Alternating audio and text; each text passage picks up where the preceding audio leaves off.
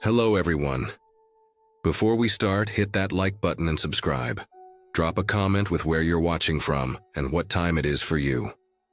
That's how YouTube keeps sending you stories like this. And now, let's get into it.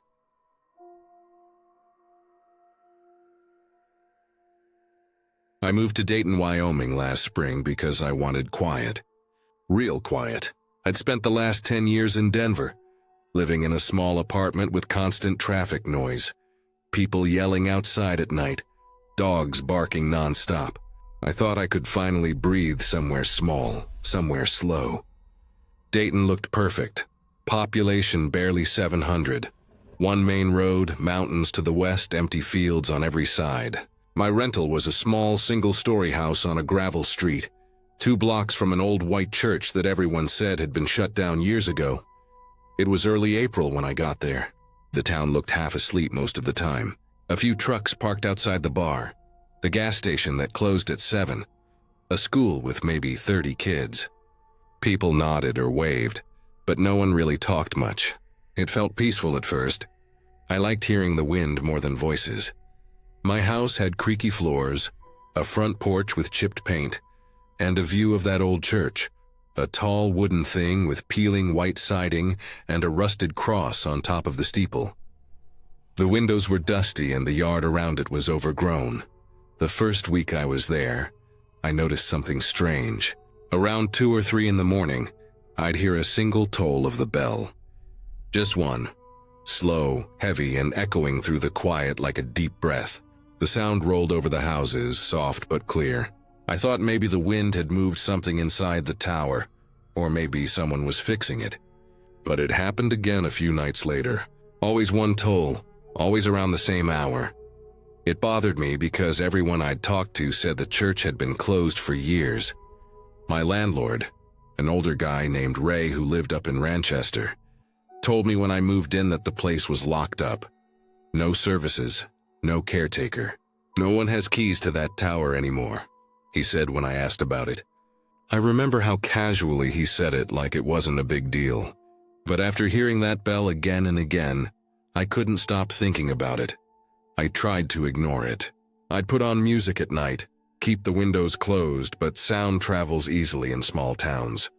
The nights were so quiet that even a single noise could feel like a shout. Around mid-May, I started waking up before the bell. Something in my head would tell me it was coming, and then, minutes later, there it was. That low metallic sound once, then silence. Every time I'd stare at the ceiling after it faded, trying to tell myself it was nothing. Then in June, it got worse. One night just before 3 a.m., I heard it again. One toll louder than before. I'd been having trouble sleeping already, so I got up. The sky outside was clear, moonlight bright on the fields. I stood at my window and looked toward the church. From that distance it looked empty, dark and lifeless. But I swear I could see the faintest movement at the steeple, like something swinging. It might have been the bell rope through the broken slats. I don't know why I decided to go down there. Maybe curiosity, maybe nerves. Maybe I just wanted proof that it was nothing, so I could stop losing sleep over it. I grabbed my flashlight, put on a jacket, and stepped outside. The gravel crunched under my shoes.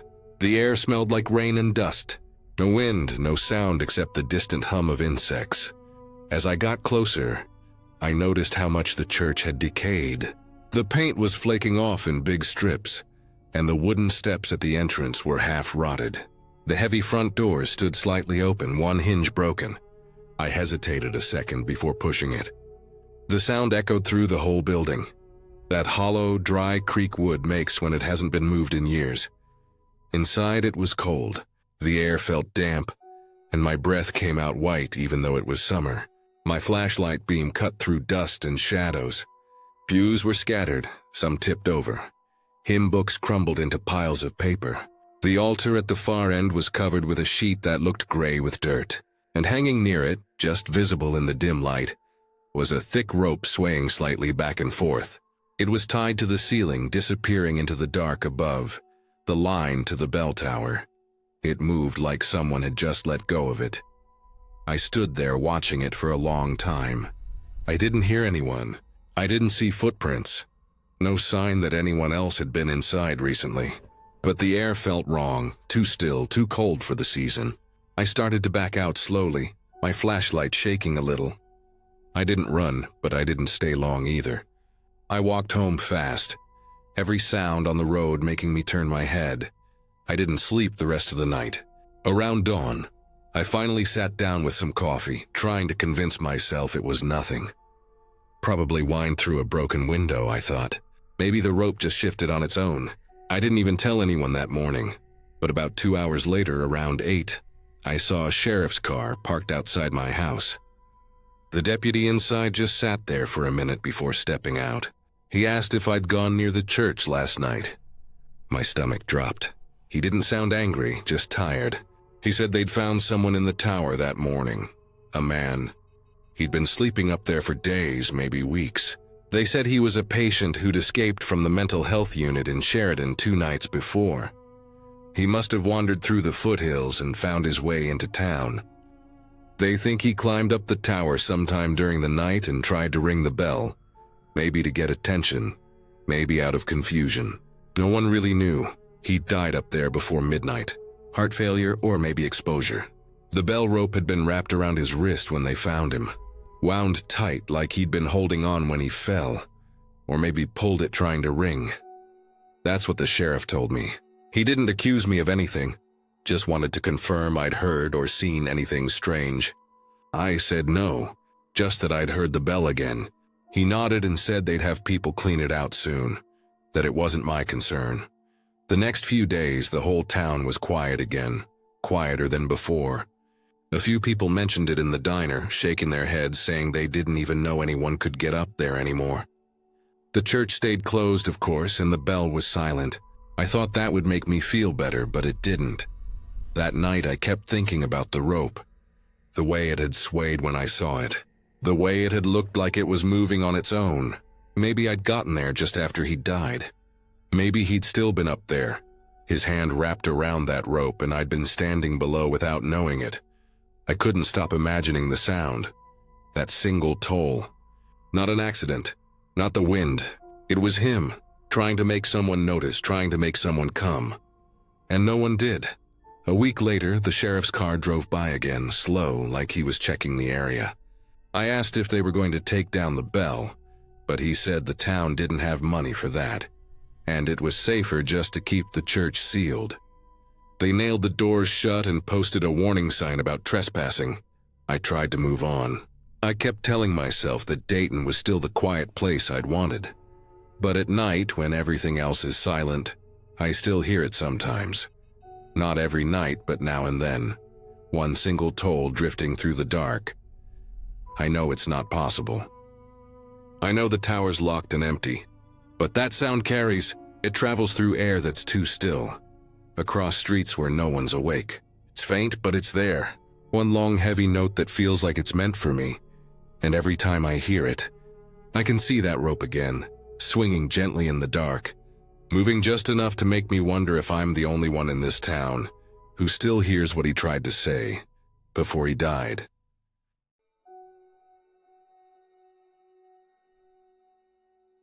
I was driving west toward Spokane after visiting a client in Idaho. It was late, past 10, and I'd been on the road since afternoon. I wasn't planning to stop, but when the low fuel light came on somewhere between Fernwood and St. Marie's, I didn't have a choice. The highway was dark and empty, the kind of 2-lane road that twists through miles of trees and nothing else. My GPS showed one gas station still open on the edge of town. Open 24 hours, the listing said. When I pulled in, the place looked almost abandoned. One flickering fluorescent light above the pumps. A single car parked near the side of the building. The lot was cracked and uneven, with weeds growing through the asphalt. The sign by the road still glowed faintly, but some of the letters were burned out. I remember thinking the place didn't look like somewhere you'd want to stop at night, but I didn't have another option. My tank was nearly empty. I parked next to the pump closest to the door. Inside, the lights buzzed overhead and the air smelled faintly of cleaning solution and old coffee. A radio played low somewhere behind the counter, mostly static with a bit of country music bleeding through. The young guy was leaning against the counter, head down over his phone.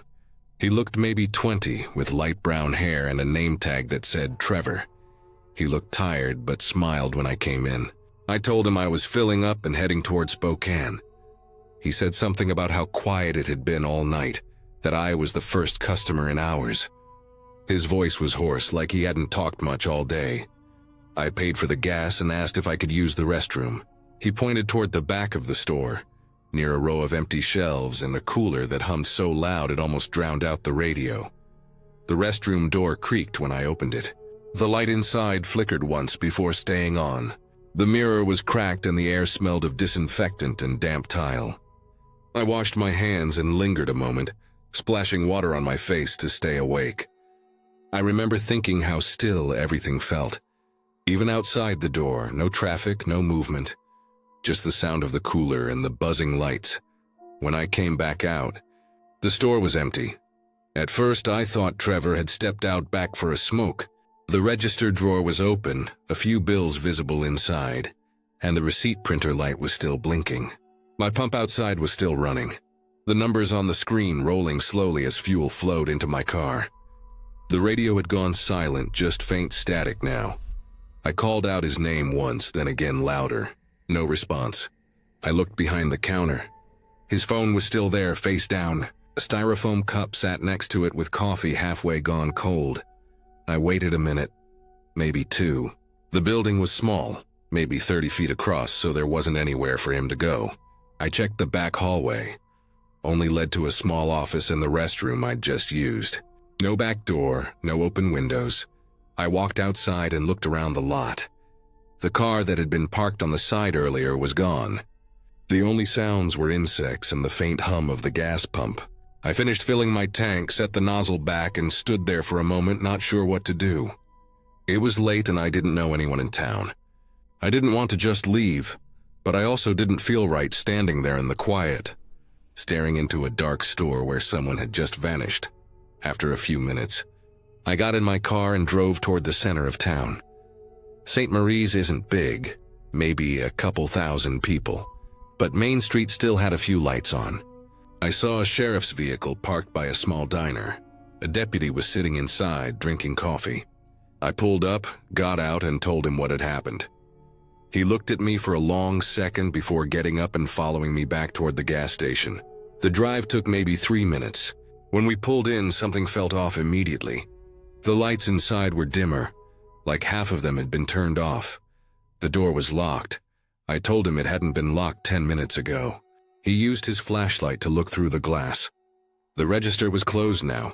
No open drawer, no cup, no phone on the counter. Even the fuel pumps were dark, the digital displays blank. He asked me where I'd said I'd met the clerk, and I pointed to the counter. He looked again, then back at me and said quietly that this place hadn't been open for a while. I told him that wasn't possible. I'd just paid for gas, talked to the guy. My car tank was full. The receipt was still on the passenger seat, but when I checked it, the paper was blank. No printed text, no numbers, just an empty strip of glossy paper like the machine had run out of ink. The deputy stood there a long time, scanning the lot. Finally, he said there was no Trevor working in St. Marie's, at least not for any station he knew of. I could tell by his tone he didn't think I was lying, just confused. He told me to head back to town and get some rest, that he'd look into it. I drove off feeling uneasy. The highway out of St. Marie's was dark again, winding between stretches of forest and open fields. I kept thinking about how quick everything had changed. The light, the register, the silence when I came out of that restroom. I didn't sleep well that night after checking into a motel outside of Spokane. In the morning, I drove back through St. Marie's just after sunrise. I wanted to see the place again in daylight, maybe convince myself I'd misunderstood what I saw. When I got to where the gas station had been, I almost drove past it. The building was boarded up, every window was covered with plywood. The pumps were gone, the sign half fallen off its post. Weeds covered most of the lot, and there was an old notice stapled to the door, weathered, unreadable. The words, "Open 24 hours," were still painted faintly on the front, though most of the letters had peeled away. It looked like no one had touched it in years. I got out of my car and walked up to the front. The boards looked old, gray with age. I peered through a small gap and saw dust on the counter, empty shelves, a broken light hanging from the ceiling. No sign anyone had been there recently. I stood there for a long time, trying to line up what I remembered with what I was seeing. The radio, the cooler noise, the smell of coffee, the open drawer, all of it felt too solid to have been imagined. My car still had a full tank of gas. That wasn't something I could make up. I thought about going back to the sheriff's office, but I didn't. I didn't even stop in town. I just got back in my car and drove on toward Spokane. I kept glancing in the rearview mirror, watching the town fade into the trees. For the rest of that drive, I tried to make sense of it. Maybe there was another gas station nearby I hadn't noticed, and I'd somehow gotten turned around. Maybe the building had been scheduled for demolition, and the guy was cleaning it out when I stopped. Maybe the deputy had been mistaken about the name, but none of that explained the boarded windows the very next morning, or why the receipt in my car was blank. None of it explained the silence when I stepped out of that restroom, how everything in that place had felt suddenly hollow, like the life had been drained out of it in seconds. Sometimes, late at night on long drives, I still think about that station in St. Marie's. I can see the buzzing lights, the open drawer, the fuel numbers ticking up outside. I wonder what happened to that kid. If he really existed, or if I just crossed paths with something I wasn't meant to understand. But the thing that stays with me most isn't the confusion or the fear. It's the small, ordinary details. The sound of the cooler, the smell of coffee, the faint hum of the pump still running when everything else had gone silent. Those are the parts that won't fade. Those are the parts that make it real.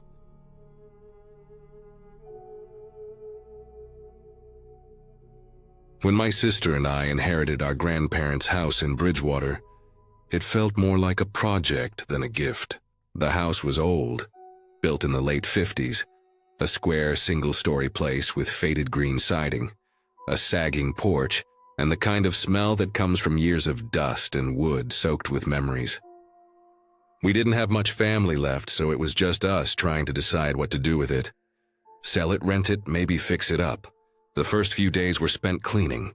Every drawer we opened smelled faintly of mothballs and cedar. The attic was the worst, full of boxes of magazines, old Christmas decorations, furniture covered in sheets. It was there, while trying to pull down the old insulation near one of the vents, that I saw something small and black wedged deep inside. It looked like a bug at first, but when I reached closer with a flashlight, I realized it was a camera. Not a modern one either. Old, round-lensed, wired with thin, black cords that disappeared into the wall. At first, I thought maybe it was part of some security system, though it didn't look like any I'd seen before. Then I found another, and another, 5 total, hidden in different vents around the attic, all pointed downward through narrow slats toward the rooms below. The cords were bundled together, all running into a small metal conduit in the corner. I told myself maybe Grandpa had been paranoid. Maybe he'd set them up for security years ago and forgotten about them. But it didn't make sense. The cameras were old but not ancient, probably from the early 2000s, and Grandpa had died in 2013. If they'd been up there for decades, why hadn't we ever noticed them when we visited as kids? That night I couldn't stop thinking about it. The thought that someone, even if it was just our grandfather, had been watching the house from somewhere unsettled me. Still, I brushed it off and went to bed. I woke up around 2 in the morning to a faint sound. Static, soft but steady. It came from the living room. The kind of static that old TVs make when they're on a dead channel. I lay there listening for a few seconds, thinking maybe it was the pipes or the fridge. But it didn't stop. When I got up and walked into the living room, the TV was on. The screen was filled with flickering gray and black lines, but there was an image buried under it. A faint picture that came into focus as I got closer. It was our bedroom. The same angle as the attic vent camera. The same bed I had just been sleeping in. I could even see myself, or the shape of me, lying under the blanket. I stood there for a second, completely frozen. My first thought was that it must be some weird playback, maybe from an old VHS input. But the TV didn't have any external player connected. I pulled the plug from the wall. The picture didn't disappear right away. It lingered for another 5 seconds, flickering before the screen finally went black. I barely slept after that. My sister said she hadn't heard anything, and I didn't tell her what I saw right away. I didn't want to scare her, but the next morning, when I went to check the attic again, I noticed the cords had been slightly shifted, just enough that it didn't look exactly how we'd left it. I decided to trace the wires. It took most of the morning. They ran along the ceiling joists, then down the side of the wall, and eventually disappeared behind the basement stairs. The basement was cold and smelled of dirt and oil. The concrete floor was cracked in places, and one corner near the furnace had a small metal panel bolted over the wall, about 2 feet wide. That's where the wires led. I got a screwdriver and pried it open. Behind the panel there was a hollow space filled with more cables, bundled tightly together. I followed them deeper until they vanished into a small opening near the floor, a hole just big enough for a person to crawl through. It led under the house, through what looked like an old access tunnel or crawl space. I turned on my flashlight and crouched down. The ground was cold dirt, packed down smooth. The air smelled stale, like mildew and something metallic. The tunnel went straight for about 15 feet, then curved sharply to the left. I followed the wires the whole way, dragging my hand along the rough wall to keep my balance. My knees were shaking a little, but I couldn't stop now. The tunnel ended at another wall, this one concrete, older, discolored. There was a jagged opening that looked like it had been broken through years ago, the edges uneven and chipped. On the other side was another basement. I recognized it immediately. The house next door, the one everyone said had been empty for 6 years. The windows were boarded up, the yard overgrown with tall weeds, the driveway cracked and buried under leaves. I had never seen anyone go in or out. But now, standing there in the dark, I saw that the basement wasn't as empty as it looked from outside. My flashlight beam landed on a small table pushed against the far wall. On it was a collection of old electronics, screens, circuit boxes, tangled cords. 5 small monitors sat in a row, each one showing a grainy black and white image. Our house. Every room. There were faint chair marks in the dust like someone had been sitting there recently. The air was heavy still. The walls were lined with insulation panels that looked freshly cut. There were footprints in the dust, large ones like from work boots, leading from the monitors to a small door near the back. I didn't go further. I backed out slowly, trying not to make a sound, and crawled all the way back through the tunnel until I reached our basement again. My heart was pounding. My shirt stuck to my back with sweat. When I got upstairs, I locked every door and window. I told my sister everything. She didn't believe me until I showed her the crawl space opening and the panel. She refused to go down there. That night, neither of us slept. Every creak in the house made us jump. Around midnight, we heard something faint coming from the basement. A dull thump, like someone dropping something heavy. It didn't happen again after that, but neither of us went to check. At sunrise, we packed our things and left. We didn't even eat breakfast. Later that week, I called the county office and asked about the house next door. The clerk told me it had belonged to a man named Ellis Ward, who died 6 years ago. No one had bought it since, and no one had records of anyone living there. She said it should have been boarded up and locked by the city, but when I drove by again a few days later, the boards on one of the basement windows were gone. The hole in the wall under our house had been filled with fresh cement. The police eventually went inside. They found the monitors, the wires, and a small cot in the corner. The electronics were disconnected by the time they got there.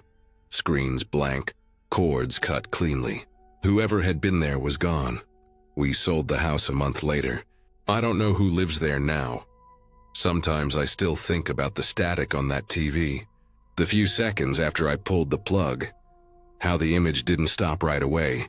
How it kept going like the signal wasn't coming from our house at all. Maybe whoever set it up had been watching from next door that entire time. Maybe they were still there that night, sitting in the dark basement staring at the screen. watching me stand in front of the TV, trying to understand what I was seeing. I never went back to Bridgewater after that. The thought of that crawl space, that thin wall separating our basement from someone else's, it still makes my stomach twist. Someone had been living down there, recording us, maybe for years.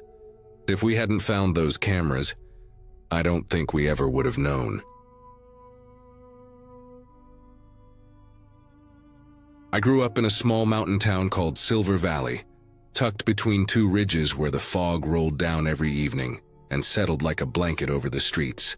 It wasn't much of a place. 2 gas stations, 1 diner, a closed-down mill, and a row of old houses that looked like they'd been there since the 1940s. Nights were always quiet, the kind of quiet that made you hear your own heartbeat. But for as long as anyone could remember, people talked about the yellow bus that came through around 11:45 every night. No headlights, no passengers, no driver anyone could see. Most folks just said it was an old scrapyard bus that somehow got loose, maybe rolling downhill from the river yard where all the old vehicles went to die. Others didn't talk about it much, like it wasn't worth bringing up. Everyone had heard it though, the low hum of the engine echoing through the valley. The sound bouncing off the hills like a memory that didn't want to fade. The first time I noticed it myself was one summer night when I was leaving work late from the diner. It was 11:40, maybe a little later. I was walking down Main Street, the road almost empty except for the soft yellow glow of the streetlights. I heard it before I saw it, a steady, deep rumble that came from the far end of town. Then through the fog it appeared, faded yellow paint, the number 47 barely visible on the side. No lights, no shine on the windshield. It moved slow, steady, like it knew where it was going. I stood there on the sidewalk and watched it roll past. No one inside. I could see right through the windows. Just rows of empty seats and the faint outline of a driver's seat. Empty too. It was gone within a minute, heading toward the old mill road that led down to the river. The sound of the engine faded. Then there was nothing but the quiet hum of crickets again. I told my friend Nate about it the next day. He'd heard the stories too, but had never actually seen it. We decided we'd wait for it one night, just to see what it really was. A few days later, on a Thursday night, we parked his truck near the old sawmill. The mill had been shut down since the late 90s, left to rot beside the hill where the bus was said to pass. The roof had half caved in, and the air smelled faintly of old wood and oil. There was a soft mist coming down from the ridge that night, enough to make the air feel wet and heavy. We cut the engine, turned off the lights, and just sat there. For a long time, nothing happened. The dashboard clock clicked slowly toward 11:45. The night was still, so still that even the ticking of the clock felt loud. Started to think maybe it wasn't going to happen. Maybe it had been one of those strange coincidences the first time I'd seen it. Then, right at 11:43, we heard it. It started as a low hum from up the road, somewhere near the bend that led into town. Then it grew louder, filling the valley with a deep droning sound that vibrated faintly through the truck's frame. I leaned forward, staring through the windshield. A shape emerged through the fog, large, blocky yellow under the streetlight glare. The same faded bus, moving slow, steady. No headlights, no visible driver. It rolled right past the edge of the mill property, then stopped. Not like a normal stop either, it didn't brake or jerk. It just seemed to lose all movement, like something invisible had told it to stop right there. The air went completely still. The sound of the engine stayed for a few seconds, then quieted down until it was nothing but a soft hum. The doors opened with a hiss. Inside, the dim interior lights flickered on, weak like they hadn't been powered in years. Rows of empty seats, torn vinyl, dust floating in the air. The smell hit us a second later. Diesel, mold, and something metallic like rusted water pipes. No driver, no one at all. Just an empty bus breathing faintly in the fog. I felt this sharp instinct to back away, like something was wrong, not in a supernatural way, just wrong in that way your body knows before your brain does. I stepped back from the truck, but Nate didn't move. He just stared wide-eyed at the open door. I remember my breath fogging up in front of me as I stood there watching. Then the doors shut again, slowly, smooth as if someone had pressed a switch inside. The bus rolled forward, completely silent this time, down the hill, toward the river road until it disappeared into the fog. Neither of us said a word. We just sat there listening to the sound fade until it was gone. Eventually, we drove home without talking. The next morning, I couldn't shake the feeling that I needed to see where it had gone. I picked up Nate and drove down to the scrapyard by the river. It was an old lot full of rusted trucks, mangled cars, and heavy equipment covered in weeds. The owner, a man named Lowell, was there as usual, working under the hood of a tow truck. I asked him about the bus, and he just wiped his hands on a rag and pointed toward the far end of the lot. It was there. The same bus, faded yellow paint, number 47 on the side. Windows cracked, front grille rusted through. It was half sunk into the dirt, tires flat, moss growing up around the bumper. The door hung crooked, barely attached. I walked closer and looked through the window. The seats were shredded, the floor covered in debris and old leaves. The smell was thick, diesel, rot, and something stale like wet fabric that never dried. Lowell said it had been there since the early 80s. He bought the lot after the local school district scrapped a bunch of their old buses. This one, he said, was towed in after it broke down on the mountain road and never moved again. The engine was seized, the wiring gutted years ago. He said no one had touched it in decades. I looked closer, ran my hand along the rusted side panel. It was cold, rough, and unmoving. We both knew there was no way that thing had driven anywhere the night before. The axles were buried halfway into the dirt, the engine block missing parts. It couldn't have rolled an inch on its own. We left soon after. That night, I didn't go near the mill road again. But at 11:45, lying in bed, I still heard it. The same low hum echoing faintly across the valley, fading as it reached the hills. I told myself it was just the sound carrying weird in the fog. Maybe a truck on the highway or machinery from the far end of town. But every night after that, it came again. Always 11:45, always the same faint hum. I tried not to think about it, but sometimes when I'd wake up in the dark, I'd swear I could see faint yellow light through the trees, just for a second before it vanished. A few months later, the sawmill was torn down. They built storage units on that land. The road changed, new gravel, new lights. But people still said they heard it some nights. The low rumble rolling through town when everything else was still. And every time I hear it now, I think of that bus sitting rusted in the scrapyard, half buried, unmoving. I think of how its door had opened like it was expecting someone. And even though I know it couldn't have moved, there's something about that night that never leaves me. I don't believe in ghosts or anything like that, but I know what I saw, and I know what I heard. That sound, that shape, that moment when the door opened, those things were real. Sometimes I drive by the scrapyard just to see if it's still there. It always is. Same spot, same rusted body, the same faded number on the side. But once in a while, when the fog is thick and the air is heavy, I swear the dirt around its tires looks freshly disturbed, like something's been pushing against it, trying to move again.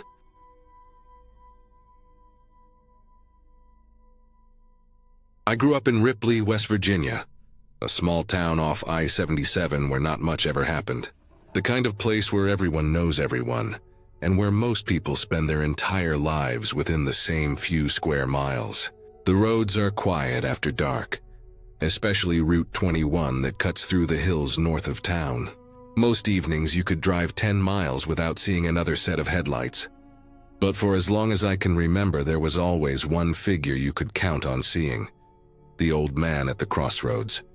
He'd stand there every evening around dusk, at the intersection where Route 21 meets County Road 17. Always in the same spot, just off the shoulder, near the guardrail where the hill dips down toward the river. He wore an old brown coat, a faded cap, and boots so worn they looked soft. He never moved much, just stood there, looking down the road like he was waiting for someone. In his hand he always had that paper bag, crumpled, weathered like it had been handled for years. No one ever saw him open it. No one ever saw him without it. My dad used to say the man was harmless, just lonely. People said he'd lost his family years ago in a car wreck somewhere along that same stretch of highway. Others said he was a drifter who just never left. I never talked to him myself. I'd see him when I was a kid riding home from school on the bus, standing there in the rain or snow, looking like he was carved out of the ground itself. Even after I moved away for college, every time I came back to visit, I'd still see him in that same place. Always alone, always at sunset, always with the bag. It was years later during a rough winter when I saw him again, and this time I stopped. That night, it had snowed most of the day. The sky had that heavy gray look that comes before more snow. I was driving home from Parkersburg after visiting a friend, trying to beat the storm back to Ripley. The roads were slick and empty, and the radio signal faded in and out. It was close to midnight when I came around the bend near the crossroads, headlights cutting through the falling snow. That's when I saw him, same old coat, same cap, standing just off the shoulder, facing my direction. The snow was coming down harder now, swirling under the headlights. At first I thought I was seeing things, a trick of the lights, maybe a road sign in the dark. But as I got closer, he lifted his arm. Slow, deliberate, waving me down. I slowed and pulled off to the side. My tires crunched through the fresh snow, and I rolled down the window a few inches. He leaned in close enough that I could see his face in the light. His skin looked pale and windburned, like he'd been out there for hours. His eyes were dull and tired. He said his car had broken down just up the hill, and he needed a ride into town. I didn't see any car lights ahead, but it was cold and he looked frozen. I told him to get in. He opened the passenger door and sat down slowly, holding that same paper bag in his lap. The smell hit me almost right away. Metallic, faint, but strong enough to notice even over the smell of wet wool and snow. I glanced down and saw a dark, wet patch spreading from the bottom of the bag, dripping onto his coat. It looked like oil, or maybe old blood, but I didn't say anything. I just started driving. The windshield wipers scraped back and forth, slow and uneven. The heater was on full blast, but the cab still felt cold. I tried not to look directly at him. He didn't speak again, just stared out the windshield, the bag sitting on his knees. We passed the first mile marker toward town, and he finally spoke. Said he needed to stop at the old cemetery off County Road 6. His voice was calm, like it was just another errand. The old cemetery hadn't been used in decades. It was fenced off, barely visible from the road. I told him I'd drop him off closer to town instead. I didn't want to stop there, not that late. He didn't respond. For a while, the only sounds were the tires over the snow and the hum of the heater. I drove maybe another half-mile before realizing I hadn't heard him breathing.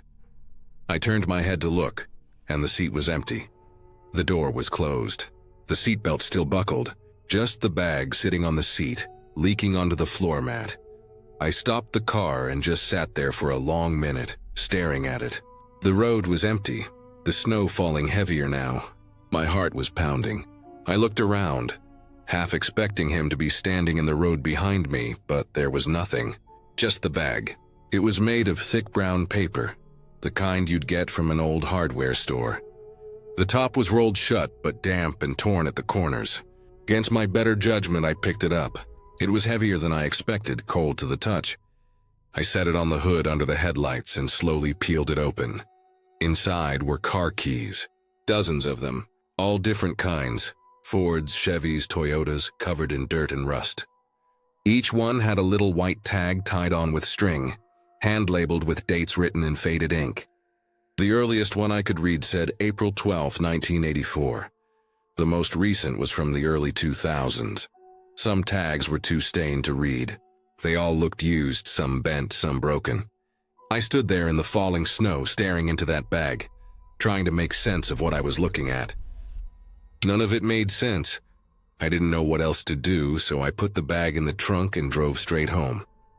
I barely slept that night. Every sound outside made me jump. I kept thinking about how quiet he'd been, how heavy the bag felt, how he'd vanished without a sound. The next morning, I drove out to the sheriff's office and told a deputy what had happened. He didn't laugh, didn't roll his eyes, just nodded slowly like he'd heard something like it before. When I told him about the man at the crossroads, he asked what he looked like. I described him as best I could. The coat, the cap, the way he moved stiffly. like his joints hurt. The deputy sat back in his chair looking at me for a long moment. Then he said something that stuck with me ever since. He said that old man, the one who used to stand at the crossroads and had died about 10 years ago, got hit by a semi one winter night, right there near Route 21. They said he'd been standing in the middle of the road, waving his arms, trying to stop a truck. No one ever figured out why. He didn't have a car, just a paper bag clutched in his hand when they found him. I asked what was in the bag, but the deputy said the report never mentioned it. Maybe it was lost, maybe someone threw it away. He said a lot of cars had gone missing along that stretch over the years. People traveling between Parkersburg and Charleston, who never made it to either. He didn't say it was connected, but the look in his eyes told me he was thinking the same thing I was. That afternoon, I drove back to the crossroads. The snow had melted some, leaving wet gravel and slush. I parked near the same spot and got out. The road was quiet, only the sound of the river down below. I stood there for a long time looking around, half expecting to see him again. There was no sign of him, no footprints but my own. The air was cold and still. I went back to the car, opened the trunk, and looked at the bag again. I thought about turning it in, but something about it made me hesitate. Those keys had belonged to people. Real people. Maybe some of them still missing. Maybe the bag was part of whatever the old man had been trying to finish all those years. Waiting at that same spot, staring down the road. I drove back into town and took the bag to the sheriff's office after all. Left it with the deputy and told him I didn't want it back. He said they'd take a look. That was weeks ago. No one ever called me about it. I don't know what they found or if they even looked. But every now and then, late at night when I drive that way again, I slow down near the crossroads. The streetlights flicker just enough to catch my eye, and sometimes I think I see a shape there, just off the shoulder. Still as ever, looking down the road, waiting. I don't stop anymore. I just keep driving. Windows up, eyes straight ahead, pretending not to notice.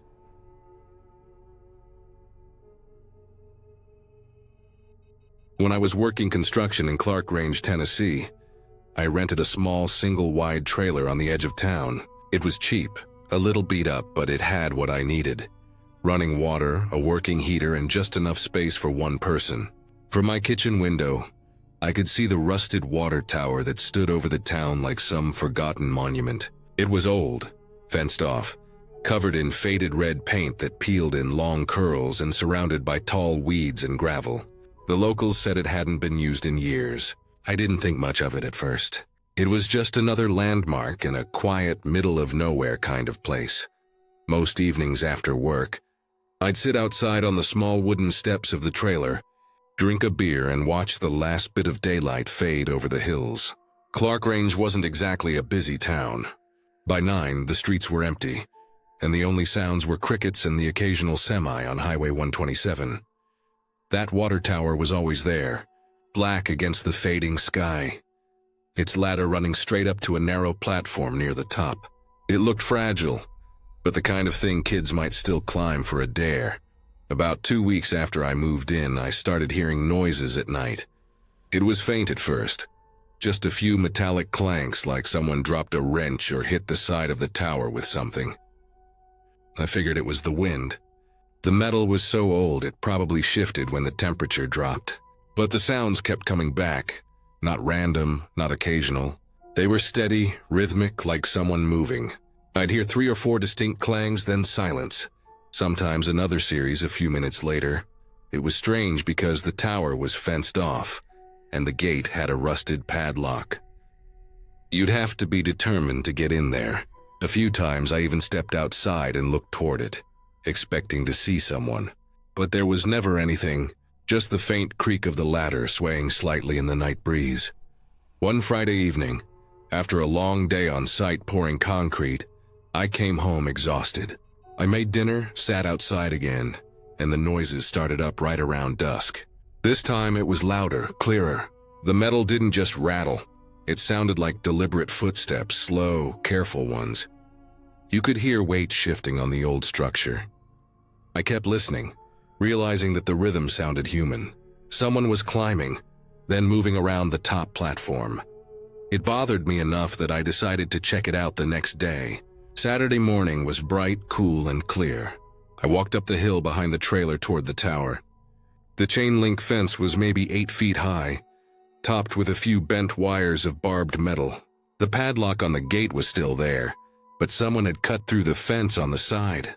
The hole was just big enough for a person to squeeze through. Inside, the grass was trampled, and there were footprints in the dirt. Some boot prints, others smaller, maybe sneakers. I stood at the base of the tower, looking up at the ladder that ran straight to the top. The metal rungs were rusted, flaking, but still solid enough to climb. From where I stood, I could see part of the platform, maybe 30 or 40 feet up. Something up there caught the light, a glint of metal. It looked like a can or piece of foil. I hesitated, then started climbing. The first few rungs were sticky with rust and left orange stains on my hands. Halfway up, I could see the top more clearly. There was definitely stuff up there, a small pile near the railing. When I got close enough to make it out, I stopped climbing and just held onto the ladder, heart beating faster. There was a blanket rolled up in a ball, a few empty cans of beans, a flashlight, and a plastic grocery bag stuffed with something. Whoever had been there wasn't just passing through. They were living there. That thought made my stomach twist. The idea that someone had been up there for who knows how long, right above where I lived, watching the trailer, maybe watching the town. I backed down slowly, trying not to make too much noise. Back at the trailer, I kept glancing toward the tower. I didn't see anyone. That night I didn't sleep much. Every sound made me tense up. The crack of the trailer walls cooling, the faint groan of the wind. Around midnight I heard it again. The metallic footsteps, slow pacing movements above me, faint but unmistakable. I turned off my light, sat up in bed, and just listened. It went on for at least 10 minutes, then silence again. In the morning, the police were there. Yellow tape stretched around the base of the water tower. 2 cruisers parked in the grass. I walked out and stood near the edge of my property, trying to look casual. But one of the officers noticed me. He didn't say anything, just motioned for me to stay back. The fence was wide open now. I could see people moving around inside, pointing toward the ladder and the ground around it. Later that day, word spread fast. Small towns don't keep secrets long. Apparently, a missing woman from Crossville, about 30 miles east, had been found living up in that tower. She disappeared almost a month ago. People said she'd been hiding out there, watching the town through binoculars, not just random watching either. She was choosing people, studying them, deciding who she wanted to go after next. The cops found a small notebook in the bag up there, along with binoculars and a kitchen knife. The notebook had descriptions of people, notes about their routines, what time they came home, what kind of vehicles they drove. One of the pages described my trailer, right down to the color of the curtains in my kitchen window. I didn't know that until later, but when I heard it, I felt sick. She had been watching me, probably while I sat outside drinking my beer, completely unaware. They said she vanished again that same night. When the police were processing the scene, she slipped away. Someone thought they saw her in the woods that border the west side of town, but she was gone by the time they searched. Dogs picked up a scent for a while, then lost it near the old logging road. Nobody ever saw her again. For weeks afterward, I couldn't relax in that trailer. Every creak, every gust of wind against the siding made me jump. The worst was the sound of metal echoing from up the hill. Even though the cops had closed it off and taken everything down, I still heard it sometimes late at night. The same faint clanking like something moving high above. I'd tell myself it was just the wind, or maybe loose metal sheets shifting in the cold. But deep down, I knew that sound too well. After a month, I moved out. Packed my things and left without telling anyone. I found another job closer to Cookville and rented an apartment there. But even now, when I drive through Clark Range for work or supplies, I always look for that water tower. It's still there, rusted, silent, leaning a little more every year. What gets me is how close she was, not just to me, but to everyone in that town. Living right above us, watching, planning, Nobody knew. Nobody heard her. Nobody thought twice about the noises in the night. I still think about it sometimes, lying awake. How easy it is for someone to disappear in a small town and still be right there the whole time, just high enough above the ground that no one bothers to look up.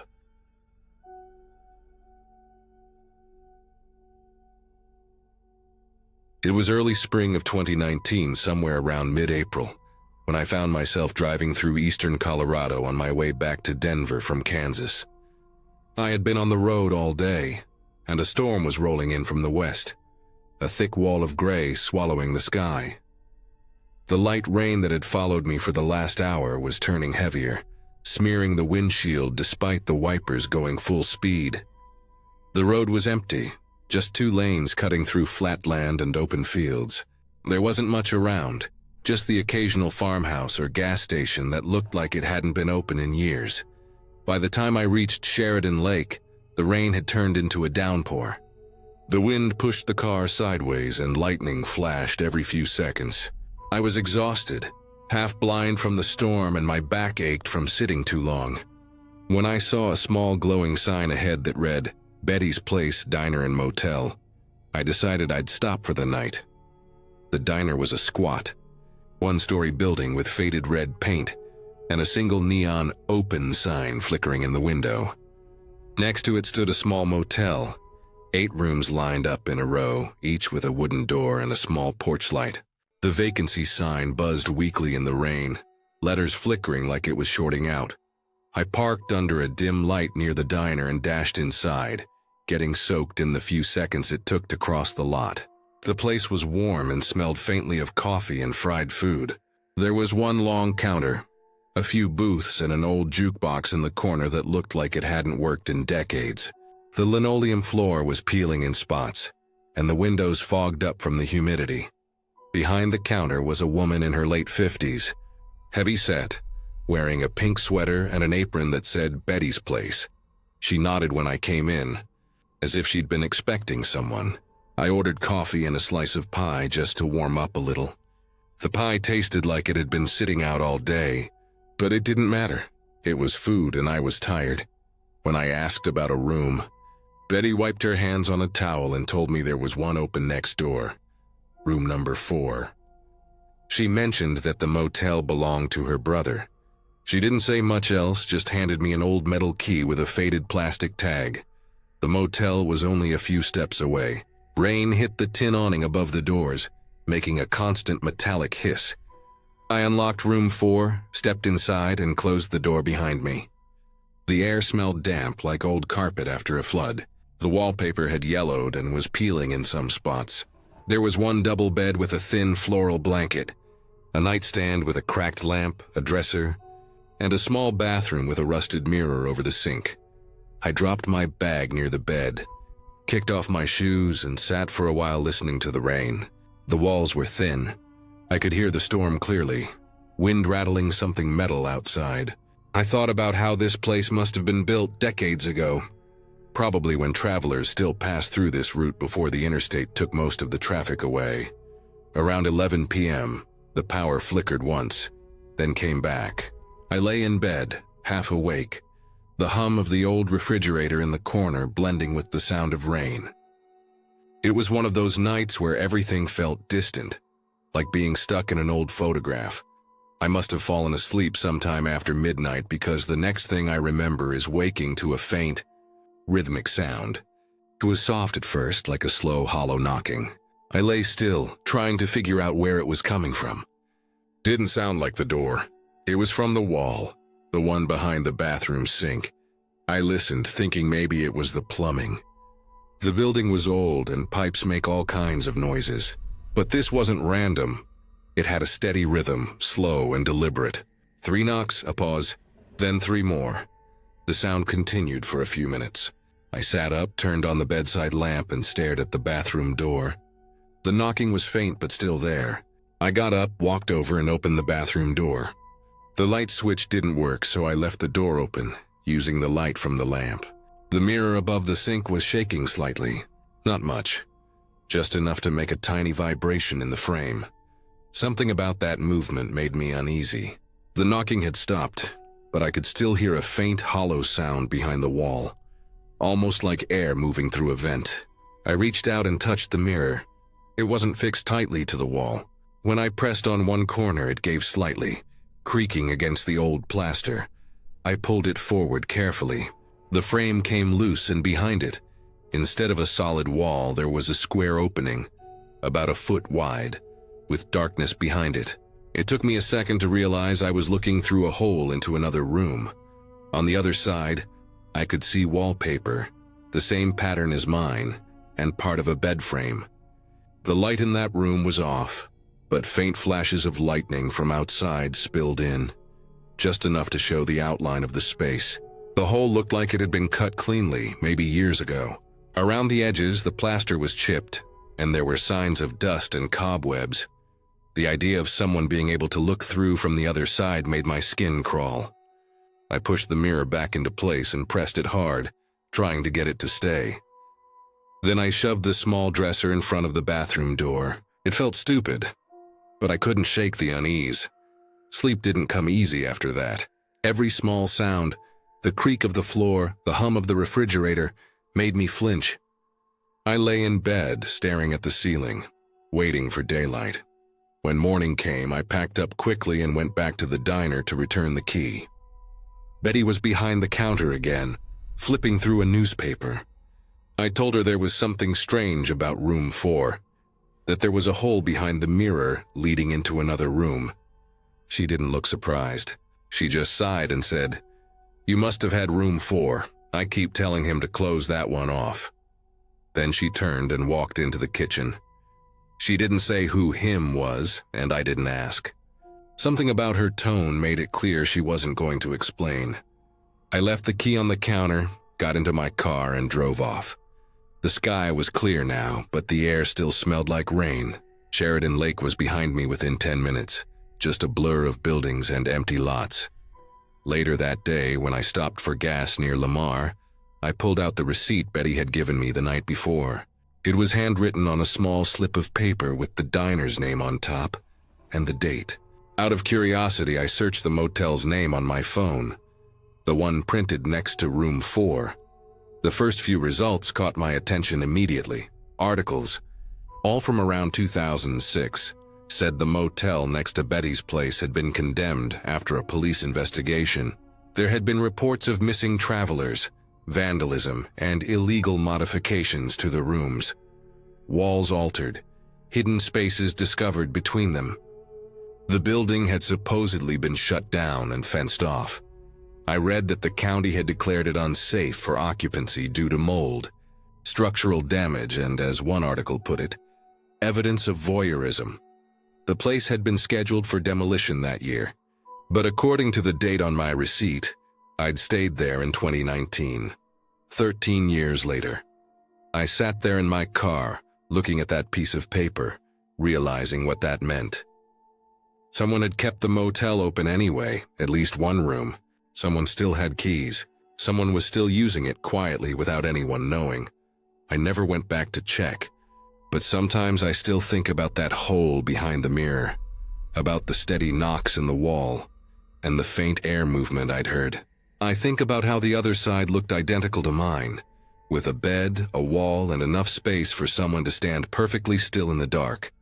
I still have the receipt. It's folded up in a drawer at home, the ink slightly faded, the name Room 4 written in Betty's careful handwriting. Every time I see it, I think about that storm, the smell of mildew, and the quiet sound of something, or someone, behind the wall that night, knocking just slow enough for me to hear.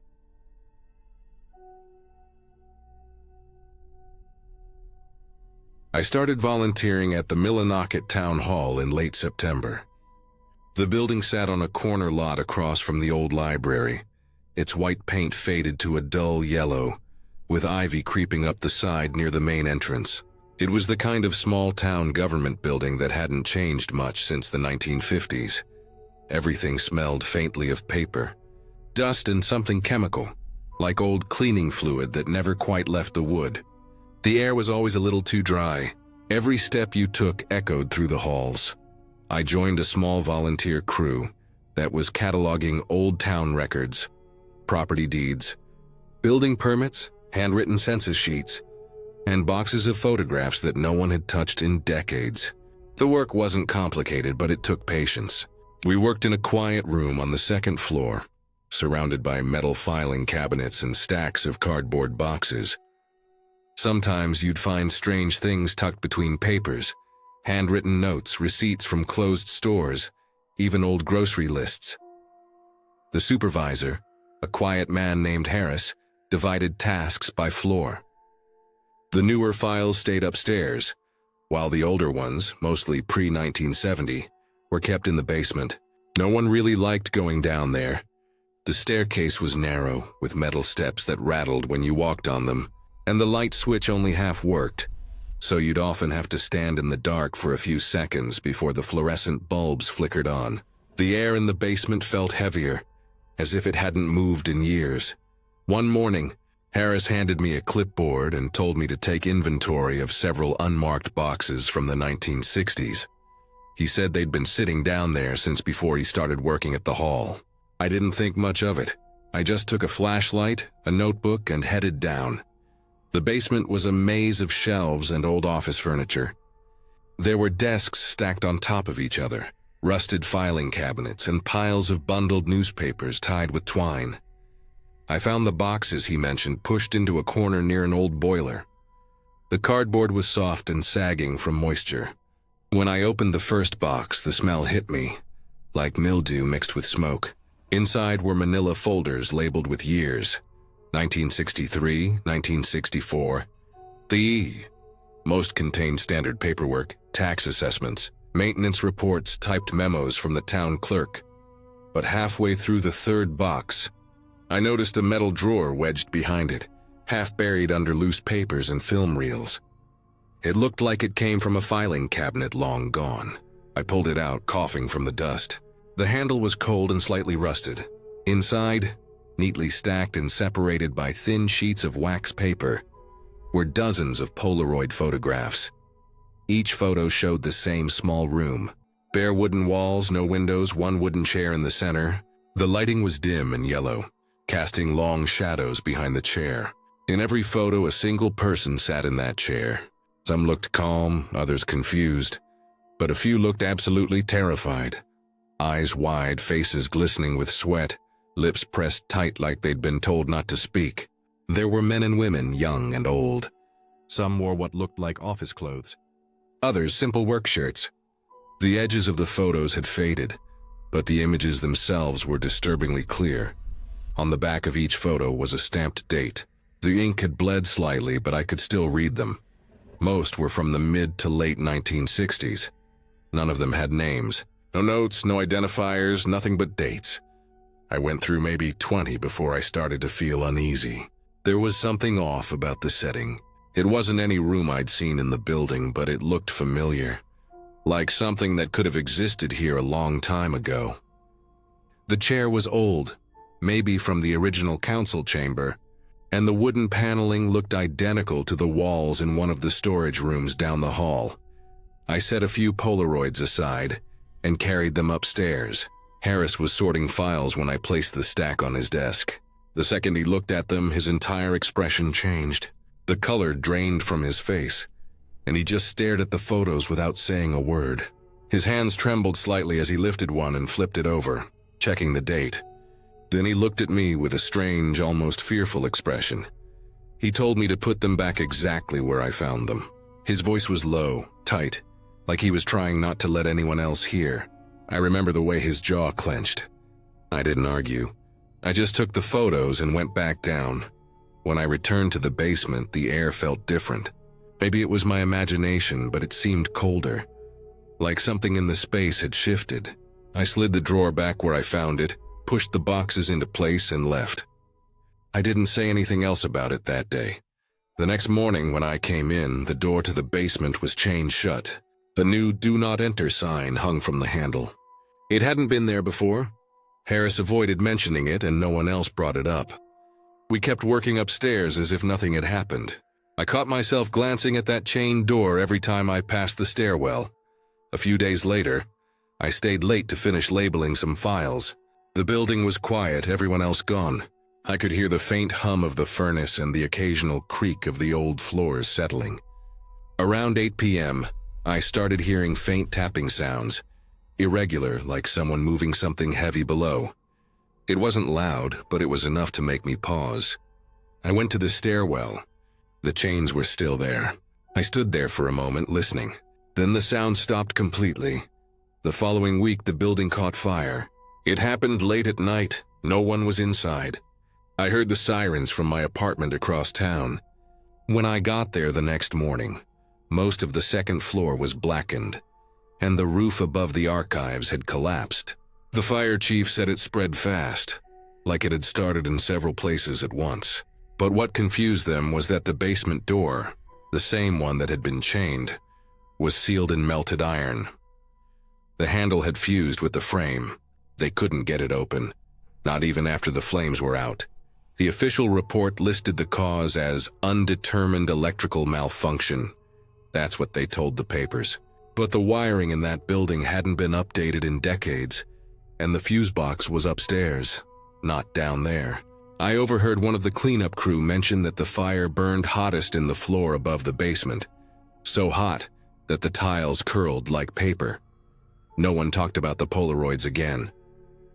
The site was boarded up for months before they finally demolished it. When the excavators tore into the foundation, they found nothing but hardened metal and charred concrete where the basement had been. Not a single trace of the drawers, the boxes, or the records survived.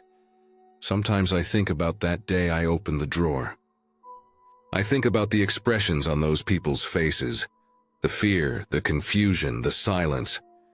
The dates were spread across years, which meant it wasn't just one event. It was something that happened again and again. Someone had taken those pictures in that building, documented them carefully, and filed them away like records. After the fire, Harris left town. He didn't tell anyone he was leaving, just cleared his office one night and never came back. Someone said he moved to Bangor, others said farther south. The town replaced him a month later. Every time I drive past the empty lot where Town Hall stood, I think about that sealed basement. I wonder what was really down there, what those people in the photo saw right before someone pressed the shutter. And I wonder why the fire burned everything but that door. I know there's no ghost story here, no curse, no secret haunting, but something real happened in that building, something that someone tried to bury, and maybe that fire finished the job. The strange part is that I still dream about that chair sometimes. The same bare room, the same dim yellow light, and the sound of the Polaroid clicking once before everything goes dark.